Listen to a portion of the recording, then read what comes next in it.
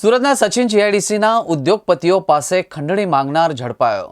સુરતના સચિન જીઆઈડીસી વિસ્તારમાંથી વધુ એક ખંડણીખોર ઝડપાયો છે। સચિન વિસ્તારમાં ઉદ્યોગપતિઓ પાસે 1 લાખની ખંડણી માંગવામાં આવી હતી। સુશાંત ત્રિપાઠીની પોલીસે ધરપકડ કરી છે।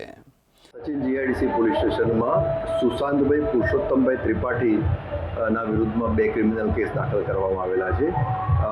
આ બંને કેસની વિગત એવી છે કે આ બંને કેસમાં ફરિયાદી જે છે એ સચિન જીઆઈડીસી વિસ્તારના મિલ માલિક છે અને આ આરોપી હતો એ અલગ અલગ સરકારી વિભાગોમાં મિલ માલિકો વિરુદ્ધમાં અરજીઓ કરતો હતો। આ જે આરોપી હતો એ all India forward bloc trade યુનિયનના કોઓર્ડિનેટર તરીકે ટ્રુ વર્લ્ડ સોશિયલિઝમ તથા દક્ષિણ ગુજરાત કામદાર પરિષદ તેમજ સુભાષચંદ્ર બોઝ ફાઉન્ડેશનના નામથી આ અલગ અલગ સરકારી વિભાગોમાં ઈમેલ અને અરજીઓ કરતો હતો।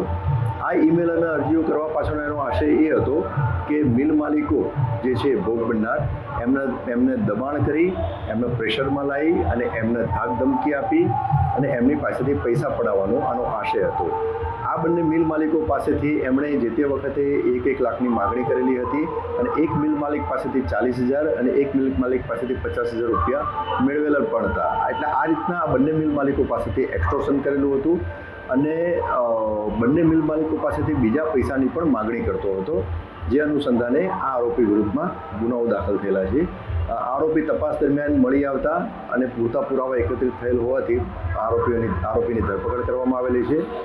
આ આરોપી વિરુદ્ધમાં અગાઉ કુલ 4 ગુનાઓ દાખલ થયેલા છે, જેમાંથી 2 પાંડેસરા પોલીસ સ્ટેશનમાં, 1 કડોદરા જીઆઈડીસી પોલીસ સ્ટેશનમાં અને 1 અઠવાલાઇન્સ પોલીસ સ્ટેશનમાં દાખલ થયેલા છે।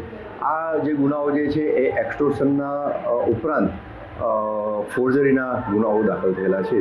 હાલમાં ગુનાની તપાસ ચાલુ છે।